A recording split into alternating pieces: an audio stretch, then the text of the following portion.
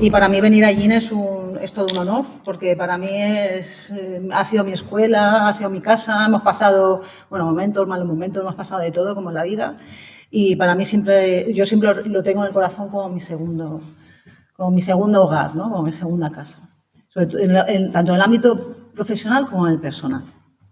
Bueno, lo que vamos a ver hoy, vamos a hablar no de la cerámica en sí, sino de las historias que nos puede contar la cerámica. Y en particular, esas historias que podemos asociarlas como ha dicho Pablo, a la cerámica del Tormo de Minatea, que ahora veremos que a día de hoy es uno de los grandes referentes. Quien quiera estudiar el mundo alto medieval tiene que pasar sí o sí, en cualquier campo de la investigación arqueológica, tiene que pasar por el Tormo de Minatea. Bueno, como ustedes saben, la cerámica es un elemento indispensable en los sistemas domésticos, en los sistemas sociales, comerciales, desde que se inventa en el Neolítico, hasta más o menos mitad del siglo pasado, cuando se introduce el plástico y se introducen los sistemas de aluminio y se abaratan los costes de menaje de aluminio y de metales, etc.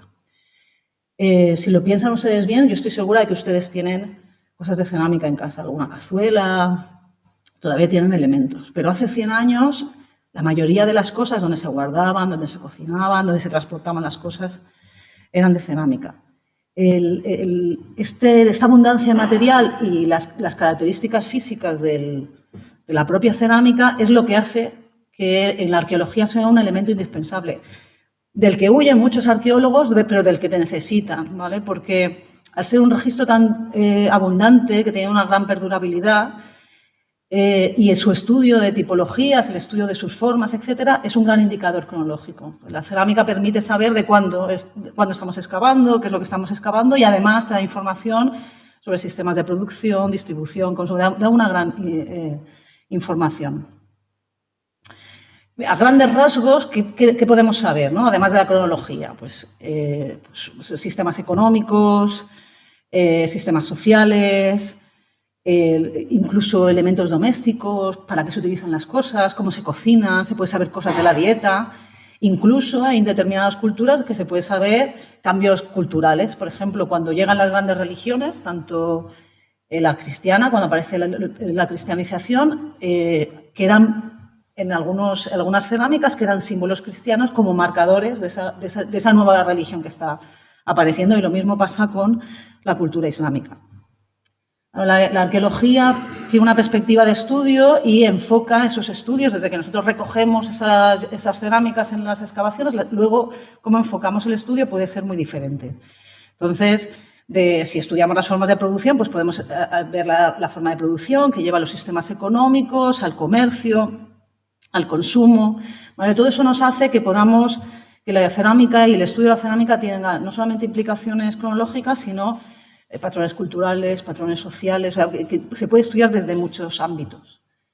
Cómo hemos estudiado la cerámica en la arqueología ha variado mucho desde el principio de la arqueología, ya por casi el siglo XVIII, con los coleccionismos, con el mundo de recuperar antigüedades que se inicia en esa época, hasta la arqueología moderna. Se ha pasado de ver la cerámica como un objeto a ver la cerámica desde otra perspectiva. Hoy en día, la cerámica necesita no solamente su reconocimiento de la forma, sino también el contexto, de dónde aparece, cómo aparece, y luego, a día de hoy, el proceso de estudio ya no es el que se hacía unos años, es bastante más complicado. Seguimos, porque seguro que se han venido a esta conferencia y estoy seguro que han ido a las puertas abiertas de alguno de los yacimientos que excavamos, y le habremos enseñado cómo se lava la cerámica, cómo la pegamos, luego cómo ponemos la sigla, pero después tiene otro proceso. A día de hoy pues se dibuja, se vectoriza, se hace fotogrametría en la cerámica, y luego incluso hacemos una cosa que se llama arqueometría, de la que veremos luego, que se puede analizar el origen, de dónde procede la pasta, cómo se ha creado, se puede analizar un montón de cosas, luego lo veremos. Ustedes aquí en Ellín tienen la gran suerte de que tienen, desde el punto de vista arqueológico, por supuesto, tienen al lado uno de los grandes yacimientos, ya se lo he dicho, y además luego creo que la próxima charla es de Sonia Gutiérrez, que les va a hablar del Tormo de Minatea, Pero a día de hoy el Tolmo de Minatea es uno de los grandes referentes en la arqueología tardorromana y altomedieval, ¿de acuerdo? Sobre todo porque llevamos 30 años estudiando y por lo menos hemos conseguido sacar algo de provecho con esos 30 años de investigación. A día de hoy hemos podido conseguir algo que muy pocos yacimientos tienen, que es, antes de continuar, quiero decir que ha sido un trabajo en equipo, ¿vale? Todo lo que voy a contar hoy del Tolmo de Minatea es un trabajo en equipo. Aunque Pablo dice que es mi trabajo, no, ha sido un trabajo de mucha gente, el esfuerzo de mucha gente, y por eso siempre voy a hablar en plural, del equipo del Tolmo de Minatea. Entonces, a día de hoy lo que hemos conseguido es tener algo que muy pocos yacimientos tienen, no solamente en la península ibérica, sino en todo el Mediterráneo occidental. A día de hoy el Tolmo de Minatea es un referente en la arqueología del Mediterráneo occidental. Y tenemos una secuencia continuada desde el siglo VI a principios del siglo X y hemos podido situar cronológicamente toda la estratigrafía y situar también las cosas, dónde van las cosas en su sitio, lo que nos ha permitido conocer cómo han evolucionado esas cosas, cómo han cambiado, y entonces, si ustedes lo piensan bien, podemos estudiar dos de los grandes fenómenos que se dan en la sociedad en los últimos 2000 años, que es la cristianización y luego la islamización. El Tolmo de Minatea a día de hoy es uno de los grandes referentes, sobre todo en el segundo proceso, en cómo se produce ese inicio del mundo del Andalus y de la transformación de esa Hispania visigoda a lo que va a ser la Hispania islámica o lo que se conoce como Al-Ándalus. ¿Vale? Luego hemos sido capaces de reconocer algo que muchos yacimientos todavía no son capaces, que ha sido reconocer en su totalidad cómo fue el siglo VII, con sus diferentes características desde el punto de vista arquitectónico, desde el punto de vista urbanístico, también de los materiales, y algo que hemos de decir que somos casi uno de los pocos que lo tenemos, que es el reconocimiento del siglo VIII. Ustedes piensen que en la bibliografía de este momento se reconoce como la época oscura. Imagínense qué poco conocimiento se tiene si desde la bibliografía, desde los grandes conocedores, se refiere a este mundo del siglo VIII como la época oscura. Bueno, pues nosotros le hemos dado un poquillo de luz a esa época oscura y también al siglo IX, viendo la complejidad y lo previo que se vendrá al mundo medieval que empieza ya en el siglo X, ¿no? Esa complejidad. Pero yo, cuando Pablo me ofreció hacer esto, digo, si les doy una charla sobre todas estas cosas, pues los mato aquí directamente, se me mueren aquí. Entonces vamos a hacer algo diferente. Vamos a contar historias. Porque la cerámica, como todos los objetos en arqueología, cuentan historias de personas, como ustedes y como yo, ¿vale? De esas personas que utilizaron los objetos. A ver, ¿qué es esto? ¿Lo saben? ¿Tienen en casa una de estas? Vale, pues vamos a contar la historia de esta pieza. Vamos a contar la historia de su tatarabuela, ¿vale? Vamos, más o menos de dónde viene esta pieza, porque ustedes la ven muy común, pero esta pieza de cocina no aparece en toda España. La pieza de cocina es del sureste. Es cocina tradicional, donde se hace el cocido. En mi casa, por lo menos, el cocido de Navidad se hace en esta olla, ¿vale? Es una pieza que aparece es del sureste, que se verá en Alicante, en Murcia, en esta zona de Albacete, en Almería, pero si se van a Burgos, de esto no hay, ¿vale? Quédense con esa idea. Bueno, pues para conocer la historia de esta cazuela, que es en realidad eso, una cazuela de paredes altas, nos tenemos que remontar hasta época ibérica, ¿vale? Antes de la llegada del mundo romano y del mundo mediterráneo. Básicamente, la cerámica de cocina del mundo tardío son dos grandes grupos. Es las ollas, que son siempre con la boca más estrecha que el cuerpo, y las cazuelas, que son con una boca más ancha que permite pues, introducir a lo mejor trozos de carne más grandes o vegetales más grandes. En cambio, en las ollas pues, se cuece a lo mejor pues, algún tipo de grano o se cuecen otro tipo de alimentos. Es decir, se cocinan elementos y cocinas diferentes. Bueno, pues en el mundo ibérico no habían cazuelas, como las que hemos visto. Es con la introducción, yo les he traído el mundo romano, pero esto es un poco simplista, es con la introducción del mundo mediterráneo, con la llegada primero de los fenicios, luego de los griegos, luego de no sé qué, pero sobre todo el mundo romano, cuando empiezan a aparecer, vean ustedes ahí, me ha enseñado Pablo cómo se hace lo del puntero, pero voy a intentarlo. Ven ustedes aquí que aquí ya aparecen nuestras amigas las cazuelas de paredes altas, ¿vale? Con el mundo romano empiezan a aparecer ese tipo de cazuelas. Pero esto, el mundo romano se especializa mucho y este tipo de cerámica que ven ustedes aquí se produce en Túnez y se vende solamente a la costa mediterránea. Si se fijan ustedes en el mapa que hay, se dan cuenta que no hay en el centro de la península, está en toda la zona de la costa. Y esta zona de aquí se incluye dentro de ese ámbito mediterráneo. Entonces se crea una tradición cultural de utilizar una serie de formas de cocinar los alimentos diferente en otras zonas no mediterráneas del mundo romano, donde se introducen las ollas de paredes grandes y hacen que la cocina romana sea súper diferente, ¿de acuerdo? De hecho, incluso si se cree que se puede hacer hasta el baño María. Esto es una práctica que se utiliza para evidenciar cómo se haría el baño María en el mundo romano, ¿vale? Con estas cazuelas grandes. Pero cuando este mundo tunecino cae en crisis, cuando el mundo romano empieza a caer en crisis en el siglo IV, estas fábricas empiezan a decrecer. Pero como ya se había creado un sistema digamos, cultural en todo el Mediterráneo, empiezan a aparecer imitadores. ¿Vale? Esto es como el Temu. Vosotros pensáis que lo de Temu es nuevo. No, el Temu ha existido toda la vida. Lo de la copia de la copia de la copia ha existido toda la vida. ¿Vale? Entonces, se empiezan a crear imitaciones de esas cerámicas, de esas cazuelas de paredes altas que venían antes de Túnez y ahora se encontramos en diferentes zonas. Bueno. De hecho, se crea un mercado en el siglo IV, en el siglo V, en el siglo VI, de estas imitaciones, de esta cerámica romana que ya no existe, que en el mundo del siglo V desaparece, pero se sigue vendiendo en todo el Mediterráneo occidental. Es una cosa que se queda en toda la zona cultural del Mediterráneo occidental. Como ven, desde el punto de vista visual parece que sean de muy mala calidad, de que las haya hecho cualquiera porque están hechas a mano, tienen un aspecto muy tosco. De hecho, se pensaba... Hace 30 años se pensaba que era cerámica prehistórica, pero tiene truco porque la arcilla de donde vienen todas estas cerámicas normalmente son arcillas con muchos minerales que permiten que actúe muy bien esa cerámica al fuego, pero que hace que sea muy difícil modelarlas en el torno, porque si no la gente se quedaría sin manos casi. Entonces es necesario hacerlas a mano. Vale. En el siglo VII, en toda esta zona del sureste, en la que Gines forma parte, en la que el Tolmo forma parte, se mantiene, a lo largo de los siglos, se mantiene esa tradición cultural que venía del mundo romano.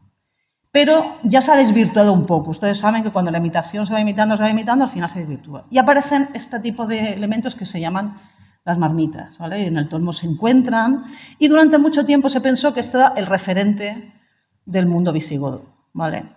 A día de hoy sabemos que no es verdad y, de hecho, el trabajo que hemos hecho, todo el equipo del Tolmo y Ateda, ha ayudado a reconocer que esto no es verdad. En el mundo visigodo se mantienen tanto las ollas como las marmitas. Lo que pasa es que las marmitas siempre han sido muy fáciles de reconocer y de darle cronología. A día de hoy, el Tolmo ha demostrado también, además, que tampoco es verdad que la cerámica a mano sea la más habitual del mundo visigodo, sino al contrario, que hay un elenco mucho más habitual. Pero, en todo caso, estas ollas, estas cazuelas de paredes altas, se mantienen en el mundo visigodo y cuando llega al mundo islámico se mantienen igual. ¿Por qué? Porque es una tradición cultural que no se encuentra solamente en el sureste, sino también en todo el norte de África, en el sur de Italia. Es una tradición cultural mediterránea. Y, de hecho, la encontramos en diferentes zonas del Mediterráneo, ¿vale? Sin ningún tipo de problema. De hecho, se va cambiando la forma, se agranda un poco más, se hace un poco más ancha, pero siempre se va a mantener. De hecho, siempre, durante época medieval, durante época moderna, siempre van a haber piezas en el suroeste, porque es una pieza que forma una... de hecho, este tipo de piezas no se encuentran en otras zonas de la península ibérica. Siempre se van a encontrar, ¿de acuerdo?, en el repertorio culinario, en el ámbito doméstico. Siempre con ollas, con otro tipo de cazuelas, de paredes más bajas, pero siempre, ustedes piensen en su cocina. ¿Tienen solamente una olla o una sartén? Tienen más, ¿verdad? Porque no cocinan todo de la misma manera. Bueno, pues en este caso sería igual. En ese elenco de cerámica de cocina tienen diferentes elementos. Y esta es una de ellas. Así que la próxima vez que cocinen con una de esas marmitas, esas cazuelas de paredes altas que tienen en su casa y hagan un cocido de Navidad, acuérdense que hay detrás toda una tradición cultural que es milenaria, ¿vale? Y que nos acerca un poco a ese ámbito mediterráneo. para que vean lo que la cerámica les puede contar. Ahora les vamos a contar una historia, la que Pablo tiene un poco que ver también, y es una historia sobre elementos y viajes lejanos y misterios sin resolver, ¿vale? Y que viene del Tolmo de Minatera. Vamos a hablar de una serie de cosas que nos aparecieron en las excavaciones del Tolmo de Minatera y que son únicas en todo el Mediterráneo occidental. Hay en 2 sitios más de la península, ahora lo veremos, pero es el único sitio en toda España que tiene lo que vamos a ver ahora. Vale. Cuando empezamos a estudiar la cerámica del siglo VII, nos dimos cuenta, la cerámica del siglo VII, la cerámica del siglo VIII, nos dimos cuenta que aparecían estas cosas. Al principio no teníamos ni idea de lo que eran. De hecho, eran tan raras que le pusimos un nombre porque ni siquiera sabíamos qué función tenían. Eran unas cosas así que parecían unas lentejas, había más grandes, más pequeñas, pero no sabíamos lo que eran, no sabíamos si eran botones, si eran cosas para machacar, no sabíamos qué era. Nosotros le poníamos un numerito, lo poníamos en la base de datos, lo poníamos en una bolsa, lo dibujábamos y no sabíamos qué era. De hecho, en las bases de datos del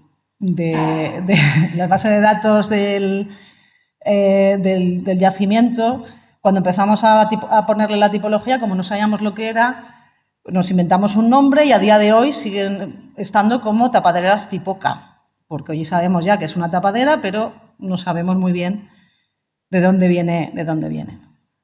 Con los años vimos que venían de un jarro muy raro, que tenía una doble asa y que se le ponía una tapadera encima. Lo que nosotros teníamos en las tapaderas, jamás hemos encontrado el jarro y jamás hemos encontrado una doble asa, pero sí las tapaderas esas.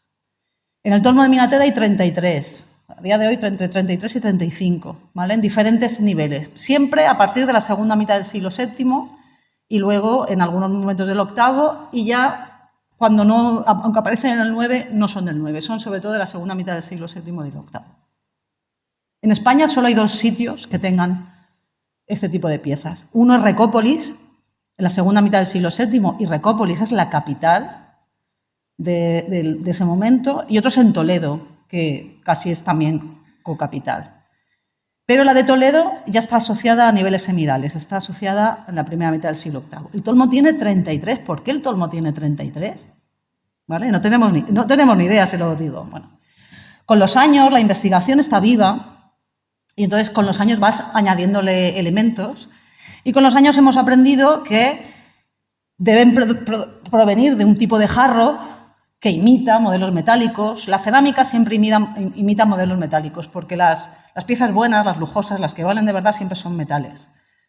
Y luego se hacen en vidrio y si no, se hacen en cerámica. Las de cerámica siempre son las más bajitas del escalafón. Pero en todo caso sí que sabemos que son piezas que se hacen en el Próximo Oriente, sobre todo en la zona de Turquía, que imitan a modelos metálicos y que pueden tener un pico vertedor o estar sin pico vertedor. De hecho, hay un montón de hipótesis sobre su función. Nadie sabe, porque son unas piezas muy raras, incluso en Turquía y en el Próximo Oriente. No se crean que es una cosa sola del Tolmo. Son piezas raras en general.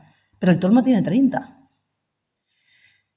Se cree que son o hervidores, pero si son hervidores, porque hay sin pitorro. Se piensa que son... a lo mejor contienen algún tipo de óleo santo que vienen de peregrinajes de Tierra Santa, pero en realidad vienen de Turquía, no vienen de la zona de Palestina, que sería la zona de Tierra Santa. En realidad nadie sabe lo que son, ¿vale? Nosotros les hemos dado ese contexto, no sabemos muy bien lo que son. Y luego, además, nosotros tenemos 30, pero no tienen por qué ser 30 visigodas, porque luego hemos ido investigando y vemos que en el mundo del Próximo Oriente este sistema de cómo tapar una botella aparece en otro tipo de jarros, que, por ejemplo, este que ven ustedes aquí, este de aquí voy a utilizar el puntero, me ha dicho Pablo. Muy bien. Este de aquí es el bizantino del siglo VII, pero este es del siglo IX, de Samarra. No tenemos ni idea. Pero tampoco hay que ser... Todos ustedes yo creo que conocen botellas con tapón, porque ahora, ¿cuántos de ustedes no tienen una botella así? ¿Vale? Este tipo de botellas se pueden dar en muchas tipologías diferentes. Es decir, nosotros hemos encontrado un paralelo del mundo bizantino, hemos encontrado un paralelo en el mundo islámico, pero no sabemos si las nuestras, las 30 y tantas que tenemos del Tolmo, son todas de esas. De hecho, hace 1 año y medio decidimos hacer un tipo de análisis muy especial. Porque claro, estas piezas son muy especiales y no se pueden partir, que es lo que necesitaría una pieza de cerámica para analizarlas. Partirlas, romperles un trocito y analizar la pasta y hacer una serie de análisis. Entonces, se han llevado a cabo una serie de análisis químicos que todavía no tenemos las muestras, no tenemos los resultados, no le puedo decir mucho, pero lo que sí que le puedo avanzar, estamos trabajando con la Universidad de Barcelona y un laboratorio de Atenas que son expertos en cerámica bizantina y la analítica de cerámica bizantina. Y lo que le puedo decir que por ahora, esto es un avance, esto está sin publicar, para que vean cómo la ciencia avanza y que muchas veces se necesita, aunque hoy no sepamos nada, igual dentro de 3 años, si seguimos la investigación y seguimos trabajando, podremos entender determinadas cosas. A día de hoy sabemos que hay 3 grupos de producción y uno de ellos se parece mucho, mucho, mucho a la cerámica local del Tolmo. Es decir, que seguramente en el Tolmo están copiando estas piezas. Lo que no sabemos todavía es por qué. O sea, cuando lo sepamos, Pablo nos organiza otra charla y yo vengo aquí y se lo cuento. Para que vean que la investigación va avanzando y va moviéndose, está viva. Y ahora la última historia, porque esta es un poquito más larga, les voy a contar una historia sobre la tecnología, el conocimiento y el poder, y la simbología. Vale. ¿Qué es esto? Venga, que ustedes lo saben. ¿Qué es? Loza llinera, ¿no? Esto es loza llinera, todos ustedes lo conocen. Esto es el símbolo del pueblo, que es una base en blanco y la loza, el dibujo en azul. Bueno, pues vamos a echarnos para atrás y vamos a ver de dónde proviene esta loza blanca, ¿vale? De dónde viene la importancia de esta loza blanca, que va a ser importantísima en la península ibérica, y vamos a irnos al origen, vamos a ver de dónde procede el mundo de la loza blanca y cómo está la investigación a día de hoy, porque el Tolmo, y esto sí que es una investigación que se publicó hace 1 año y que está todavía en vistas, la cerámica del Tolmo está dando un empuje esencial en el conocimiento y en el entendimiento de estas cerámicas. Bueno, para empezar, tienen ustedes que entender más o menos lo que es la cerámica vidriada, que es un elemento esencial en el mundo medieval. Pero bueno, básicamente el vidriado es una tecnología que permite impermeabilizar una pieza, ¿vale? Se le pone un barniz, se tiene que hornear 2 veces, ¿vale? Entonces se produce una reacción química, se vidria la parte de fuera y se tapan todos los poros, impermeabiliza las piezas y además le da un aspecto muy bonito, muy brillante a las piezas vidriadas. En comparación con las piezas sin vidriar, bueno, pues son mucho más atractivas en el mundo estético. Pero el vidriado no es un proceso que se conoce ayer, ¿no? Es un proceso que se conoce desde el primer milenio antes de Cristo, ¿no? Aquí hay imágenes desde la puerta distal de Babilonia, que es de aproximadamente el 900 antes de Cristo, esas cerámicas actuales que se siguen vidriando. Yo creo que todos tenemos en casa, si no es una loza, que es un tipo de vidriado especial ya de época moderna, tenemos un vidriado, una cazuela vidriada para cocinar el arroz o para cualquier cosa, ¿vale? Es una tecnología que se conoce desde hace mucho tiempo, pero no son todas iguales, tienen recetas diferentes, ¿de acuerdo? Esto es como todo en la vida. De hecho, hay cerámica vidriada desde época romana, en época tardía, hay muchos sitios, pero las recetas siempre son diferentes. ¿Qué ocurre? Que siempre fue un proceso muy caro, es un proceso que necesita 2 cocciones, necesita minerales, que no siempre son fáciles, porque una cosa es, hay que cocer con determinadas arcillas, no todas las arcillas pueden cocerse a una temperatura que necesita el vidriado para vitrificar, etcétera, etcétera. Entonces, requiere de dinero. Entonces, durante mucho tiempo fue un proceso muy largo que hacía que las piezas fueran muy largas, ¿de acuerdo? Pero en el siglo VIII, en el Próximo Oriente, se descubre una técnica que permite abaratar estos costes y aumentar la producción, lo que permitió ir introduciendo este sistema en los los sistemas domésticos, introduciendo estas piezas que habían sido muy de lujo, unos elementos carísimos, pues ser pequeños lujos, seguían siendo piezas caras, pero se las podían permitir ya mayor cantidad de personas, ¿vale? Entonces, el mundo islámico introduce esta tecnología en los espacios domésticos y entre los siglos 8 y 10 se consigue que en todo el mundo islámico hayan diferentes recetas de este tipo de cosas, ¿vale? Y se puedan comprar en los sistemas domésticos. De hecho, cambió muchos de los elementos de cómo se comía, de cómo se cocinaba, pero no vamos a entrar en eso ahora. Pero para que vean ustedes, el mundo no islámico tarda como 4 siglos más en introducir este tipo de producción. No los elementos de sí, pero la producción. Bueno, les he traído, esto lo voy a hacer un poco largo, es porque en realidad el mundo islámico también avanza este proceso porque no son los que tienen la tecnología más avanzada. En el siglo IX quien tiene la tecnología más avanzada es China, que en ese momento era una potencia tecnológica completamente, y el comercio con China siempre ha existido. De hecho, la famosa ruta de la seda no era la ruta comercial más importante, era la ruta marítima que unía por la India, unía el mundo árabe con China, ¿vale? Y como ejemplo les he traído el pecio de Beitún, que es un pecio que se hunde en Indonesia y que cubría esta ruta. Y para que vieran la carga, estos son parte de la carga. Esto es una parte muy pequeñita de la carga. Esto es siglo IX. Esto es la producción que se estaba haciendo en China y que se vendía en la corte de Bagdad. Porque Bagdad en ese momento es el centro del mundo casi y compra estos elementos a los chinos de forma amplísima, ¿vale? Todo esto es siglo IX, todo esto ni se imaginaba todavía en el mundo mediterráneo, ¿vale? Esta se la he traído para que vean que incluso tenían botijos los chinos, o sea que para que vean que es más complicado. Pero bueno, volvemos al mundo islámico, nos vamos de China, volvemos al mundo del Mediterráneo y quiero que se sienten ustedes porque nosotros estamos en Al-Ándalus, que Al-Ándalus es casi el lejano oeste, estamos muy lejos del mundo de Bagdad, estamos muy lejos y nos va a costar un poco más que nos llegue esta tecnología. De hecho, nosotros en el siglo VIII no tenemos, en toda la península ibérica no hay registros de cerámica vidriada, ni realizada en la península ibérica, ni incluso traída de fuera, ¿vale? No hay, mientras que en Egipto, en Siria, ya había cerámica, se estaba produciendo este tipo de cerámica, ¿vale? Nosotros no tenemos.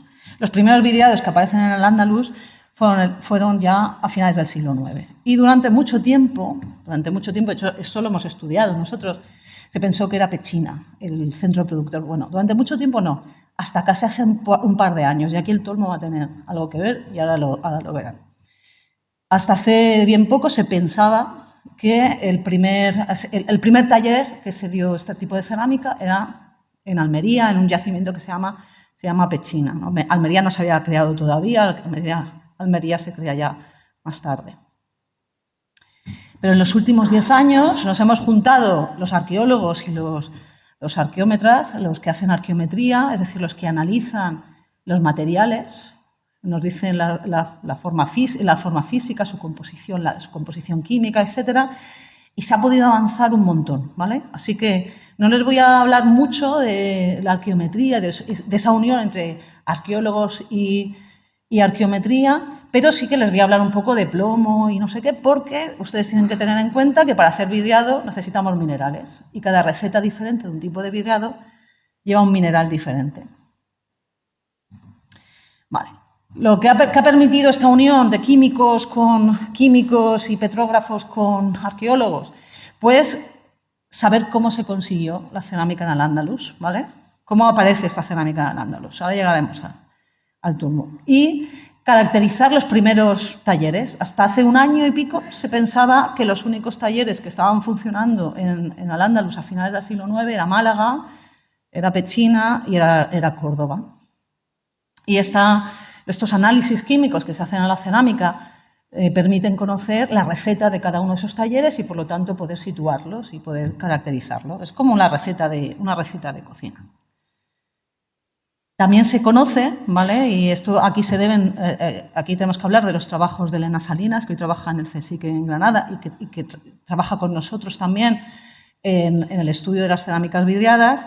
Se sabe que lo que lo que todos pensaríamos, ¿no? Pues si se está produciendo cerámica vidriada en el Próximo Oriente, llega a la península ibérica la misma receta. Pues no pasa así. Lo que hemos visto es los de la península ibérica, los del Al-Ándalus, debían conocer los objetos cerámicos, pero no tenían ni idea de cómo se hacía. Así que se inventaron una receta. Sabía un tipo de vidrio y añadieron un poco más de plomo a esa receta, crearon como un barniz y crearon una receta única que solo se da en la península ibérica. Es un vidriado, el primer vidriado que se hace en Al-Ándalus es único. No hay otro igual en todo el Mediterráneo ni en el mundo islámico, ¿de acuerdo? Es una receta única. Pero además empiezan también a trabajar con la caracterización de talleres. Se ve que Málaga tiene una receta diferente a Córdoba, Córdoba y Pechina utilizan la misma receta, entonces empiezan a conocer esa receta. Y aquí viene nuestro tolmo, ¿vale? Aquí viene el tolmo de Minatea. El tolmo de Minatea, como les he explicado antes, tiene su secuencia estratigráfica, hemos podido hacer esa secuencia estratigráfica que nos permite situar las cosas, ¿vale? En cada uno de con su cronología de una forma muy precisa. Así que nos pusimos en contacto con gente que estudiaba, que hacía arqueometría, y le dijimos, nosotros tenemos cerámica vidriada en el siglo IX, la analizamos, venga, vamos a analizarla. Esto es un estudio que se publicó hace 1 año y medio, ¿vale? 1 año, un poquito más. Como les he dicho, este yacimiento tiene el siglo IX, son 30 años de proyecto, que es lo que nos ha permitido hacer un montón de cosas, pero también nos ha permitido conocer cosas que no se conocen en otro sitio, como dónde aparecen los vidriados, cuánta cantidad de vidriados tenemos. Y una de las cosas que se ha documentado en el tolmo es que tenemos cerámica vidriada en fechas que no se dan en otras zonas de la península ibérica. Nosotros no producimos. Tenemos cerámica ibérica incluso en momentos que parecen anteriores a lo que se supone que son los talleres, pero de eso hablaremos antes, pero a finales del siglo IX tenemos un incremento enorme, ¿vale? Entonces, mandamos a analizar una serie de vidriados. No vamos a ponernos ahora el número de vidriados, pero siempre se mandan muestras pequeñitas. No se pueden analizar el 100% porque no hay dinero para mantener. Estos análisis son caros y analizamos 27 piezas. Bueno, ¿cuáles son los resultados? Vale, de estas piezas. Bueno, pues el tolmo tiene... de los vidriados que se están produciendo en Al-Ándalus a finales del siglo IX, todos los tipos de tecnología diferentes, porque esto no se lo he contado. Aquí les he contado que hay inventan un tipo de vidriado, pero van avanzando en la tecnología y crean diferentes tipos de vidriados. Los que son verdes, los que son marrones, que esos se hacen con plomo, los que tienen varios colores, que son diferentes tipos de óxido de hierro, óxido de plomo, etc. Y los de fondo blanco, que se utilizan con estaño. Ya no necesitamos plomo, necesitamos estaño, ¿de acuerdo? Que son los precursores de lo que luego, siglos después, va a ser su cerámica rellenera, esas cerámicas en fondo blanco, que en Al-Ándalus van a ser importantísimas, ahora lo veremos, en Al-Ándalus e incluso en época medieval, en época moderna. Entonces, ¿qué ocurre? Que en el tolmo de Minatea resulta que tenemos la misma cerámica que aparece en Córdoba, pero no en toda Córdoba, en sitios muy concretos. No en todos los registros de Córdoba aparece en el siglo IX esa cerámica, aparece en el patio de los Naranjos de la mezquita de Córdoba, aparecen en 2 o 3 yacimientos más, y el tolmo. ¿Qué hace esa cerámica en el tolmo? Bueno, pues eso nos ha llevado a plantearnos diferentes hipótesis y diferentes líneas de investigación que son las que estamos trabajando en la actualidad. De hecho, lo que les voy a enseñar ahora es un trabajo que se va a publicar bien poco, para que vean ustedes qué viva está la investigación y cómo se avanza, cómo se va avanzando poco a poco. Vale. Por la secuencia estratigráfica, por esa cronología que nosotros damos, resulta que el tolmo tiene cerámicas de Córdoba mucho antes de lo que se pensaba. ¿Esto qué evidencia? Que el primer taller no fue Pechina. El primer taller en producir cerámica vidriada en la península ibérica, en Al-Ándalus, fue Córdoba. O sea, todo lo que nosotros estudiamos, eso ya no vale, que lo sepan. Entonces, a día de hoy solo hay 2 yacimientos que tengan, porque siempre se había pensado que esa cerámica vidriada llegaba como en los años 90 del siglo IX, años 80 quizás, y nosotros ahora solo hay yacimientos que tienen cronologías como la nuestra, ¿no? Que es uno en Marroquíes Bajos, en Jaén, y otro en el Tolmo. Pero esa primera cerámica que llega es esa cerámica más simple, la primera que se produce, la que es melada y la que es verde, esa cerámica de plomo, ¿vale? ¿Qué nos ha hecho pensar también? Pues, bueno, y que además que ha visto los resultados del Tolmo, además, que no hay 3 talleres como se pensaba, hay 4, porque en el Tolmo tenemos piezas de vidriadas que provienen de Murcia. Hasta hace un año, hasta que salen los resultados del Tolmo, en toda la bibliografía, de hecho, si ustedes van a en cualquier libro que hable sobre la cerámica vidriada, emiral, no sé qué, le dirán que Murcia no existe, Murcia se produce en el Califato. El Tolmo ha demostrado que Murcia ya está produciendo cerámica vidriada finales del siglo IX y que es un taller periférico como los que se ponen en marcha en otras zonas de la península ibérica, que es Málaga y Pechina, en este caso en Almería. ¿De acuerdo? Entonces, Córdoba centraliza la producción y Málaga, Pechina y Murcia, cuando esa producción ha crecido tanto la demanda que necesita aumentarse, se ve que, esta es una hipótesis, ¿de acuerdo? Esto es una hipótesis de trabajo. Se ve que la demanda crece y necesita nuevos talleres y se implanta en estas zonas. Otra cosa es por qué se implanta, eso también es otra de las cosas que estamos pensando. Entonces, en esta hipótesis de trabajo hemos pensado que seguramente también por los resultados que se dan y por los análisis de determinados talleres, lo que vemos es que Córdoba es el centro hegemónico y Málaga tiene sobre todo la costa atlántica, de hecho hay cerámicas de Málaga que llegan a Lisboa, pero también Córdoba. Pechina tiene toda la zona del sureste y Murcia por ahora, como el Tolmo es el primer sitio donde hay referencias en el siglo IX, pues suponemos que será un mercado más pequeñito y será el sureste. Todavía no sabemos muy bien cómo funciona. También nos ha hecho pensar en la hipótesis de que las rutas, esto es un mapa con todos los sitios donde han aparecido cerámicas emirales en la península ibérica, bueno, pues que las rutas de comunicación son mucho más complejas de lo que se pensaba y que la distribución, el comercio, todas esas cosas que hemos hablado al principio, pues el análisis de estas piezas nos ha llevado a darle vueltas y a pensar que era mucho más complejo y entonces habrá que enfocarlo y plantearlo de otra manera diferente. Pero también nos ha hecho ver otra cosa, y es que el Tolmo recibe una serie de cerámicas de lujo, porque claro, esto es como todo. Cuando empiezan los primeros vidriados son de lujo, pero en cuanto la tecnología va avanzando, las nuevas cerámicas de estaño, estas de fondo blanco, pues son lo más novedoso, las otras se abaratan el coste y estas nuevas son las más caras. Esto es como el iPhone. Cuando empezó lo de los teléfonos móviles, quien tenía el iPhone 1 o el iPhone 2, no sé cómo se llamará, era súper caro y era lo más novedoso. Ahora, si ustedes tienen un iPhone 3, son antiguos y tienen una chatarra, porque ahora vamos ya por el iPhone 25. Bueno, pues esto, como la tecnología revaloriza determinados elementos, es lo mismo que se produce en este proceso. En este caso, estos vidriados, entonces, este elemento de lujo que se produce en Córdoba, aunque se distribuye desde Córdoba, lo que mantiene es que Córdoba sigue manteniendo la hegemonía de la producción de cerámicas de lujo, porque el resto de talleres lo que producen son los vidriados más baratos, esos vidriados de plomo, que son más baratos, ¿vale?, de producir y son más fáciles de producir. ¿Qué ocurre? Que el estaño, en realidad, es un metal que es más complicado. De hecho, ustedes saben que la famosa ruta de la plata, muchas veces lo que está hablando es la ruta del estaño que hay en toda la zona del Atlántico. Y una de las cosas que le da al Andalus una prioridad a otras zonas del Mediterráneo islámico es que tiene estaño.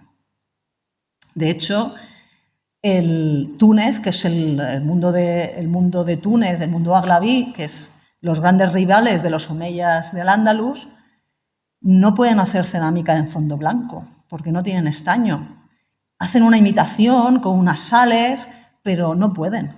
Y entonces lo que popularizan es una cerámica de envase en plomo en amarillo.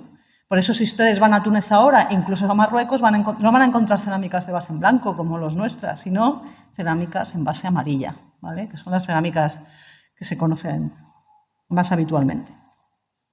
De hecho, estas cerámicas en base en blanca, que seguramente, y esto es otra hipótesis, estaban simbolizando el que nosotros tenemos estaño, tenemos un poder, tenemos una tecnología que nadie tiene, se van a utilizar como símbolo del gran poder del califato. Cuando en el siglo X se instaura el califato de Córdoba, se rompe con el mundo del Próximo Oriente y se dice a partir de ahora somos independientes y nos regimos nosotros por nuestras normas, no vamos a pagar impuestos a nadie más. Y el primer califa, Abderramán III, crea la ciudad de Medina Zara, crea una simbología, unas producciones, algo con lo que regalar a sus embajadas, algo con lo que dejar sello, y son los famosos verde y manganeso de Medina Zara, es decir, estas cerámicas en base en blanco y pintadas en verde y en negro, que durante mucho tiempo se pensó que eran producciones únicas de Medina Zara. Hoy sabemos que no, que esa cerámica de base blanca, de base de estaño, es una producción que se hace antes, es una tecnología, pero que el califato las incorpora y les da una simbología de poder. De hecho, crea toda una serie de elementos, de platos y de jarras donde pone eso, el poder, ¿de acuerdo? Y las va regalando como simbología de esta nueva tecnología que no tenía todo el mundo, ¿de acuerdo? Porque no tenían ese estaño con que producirlas, ¿de acuerdo? Estas son piezas de Medina Zara. Cuando el califato cae, esta simbología del verde y manganeso no se pierde. De hecho, la cerámica en base blanca con diferentes decoraciones se va a seguir utilizando. Por ejemplo, estos son platos de las taifas ya del siglo XI, cuando se rompe el califato y se hacen diferentes reinos, se sigue utilizando estos platos como forma de prestigio, ¿vale? De decir, nosotros también podemos hacer esa simbología. Y a lo largo de toda época medieval y de época moderna, ustedes ven que aparecen una serie de elementos siempre en fondo blanco. Provienen de esa, bueno, también esto es una hipótesis, pero provienen de esa herencia cultural de asociar ese fondo blanco con un determinado prestigio, con un determinado lujo, con un determinado formas de hacer. Y de ahí que aparezcan o se mantengan los verde y manganeso, que se van a mantener en época cristiana ya, en el siglo XIV, en el siglo XV, de hecho en el siglo XVII, en la zona de Aragón siguen existiendo, pero también aparecen las lozas azules, que las hay en Cataluña, las hay en Valencia, las hay en toda la Mancha también, y aparecen diferentes, las hay en Sevilla, ¿de acuerdo? Van a ver esas lozas azules de las que sus lozas ellineras son herederas, son hijas, como que digamos, para que vean ustedes que ese fondo blanco, eso que les representan a ustedes, vienen de un lejano y de una simbología de poder de hace mucho tiempo. Y con esto yo creo que es suficiente por hoy. Muchísimas gracias.